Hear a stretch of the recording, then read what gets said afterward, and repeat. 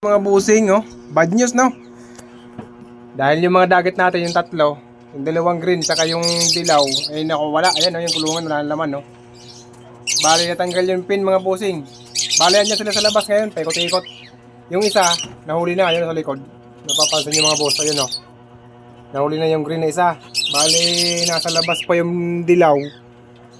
Tapos yung green na isa. Diba, tatlo yung dagat natin nakalagay dyan sa hula. Yung inaano natin, tawag dito, kinu-quarantine. So, yan, hindi pa nahuhuli, nasa labas pa yung dalawa mga busing. Sana mahuli natin ulit. Hindi ko alam kung paano na sungkit yan kasi dapat talaga may tali yan mga busing kasi nga yung lovebird may talaga mangalikot yan. Kaya nasa labas. Ayan, kung napapansin nyo, nasa likod andun sa may puno ng kaimito. Diyan, kaimito na yan, nasa likod. Andyan, yung dalawa. Bali yung kulungan nila yan, no? Wala nang laman. So, yun. Yung isa nandun, nahuli na. So, hindi na muna tayo akit mga busing para makasakali tayo. Yan yung isa, oh. Makasakali tayo na mahuli pa. Mahuli ulit yung dalawa. Mayroon pa tayong trap na bakante. So, bali 5 pa yan, ay 4. Yung dalawa kasi, yun, no? Nagsarado na yung dalawa. Bali dito isa na lang makabukas, tapos dito ay 3 pa. So yun, malaking ano pa yan, malaking chance pa yan na mahuli natin yung dalawa. Ayun yun, yung isang green, oh, paikot-ikot, oh. Doon na sa likod. Tapos yung dalawa yan, oh. So yun, wait lang mga busing. Andyan yung dilaw, oh.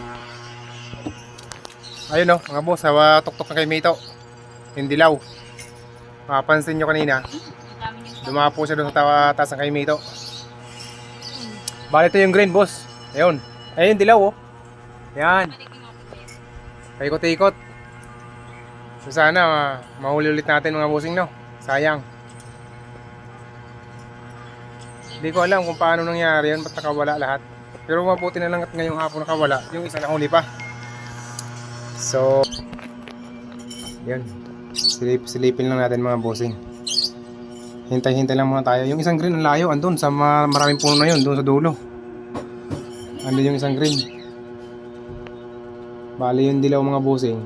Hindi natin alam kung nasaan. No? Akitin kaya muna natin. Tapos, ayun, paikot-ikot na sila, oh. Bala ko akitin mga boss, tapos ilipat dito yung kuhain na yung dagat para mabuksan yung trap, no? Mabuksan yung trap natin para 6 pa rin nakabukas, no? So yun mga boss, wait lang. Ayan, no? Pero mga busing, bali 3 pa yung nakakawala, no? Nasa labas. Bali 3 pa yung nasa labas, isa pala yung nahuli natin. So ibig sabihin may kasama silang isa na bago. Yan, andito, oh, narinig yung sumisigaw. Ayan sa puno na yan kay Mito, ayan, no? Andyan yung isa. Tapos yung isa naman ay nandito sa harap, kay Mito din. Yung isa nandun sa puno na malaki, doon sa mga yakasya na yun.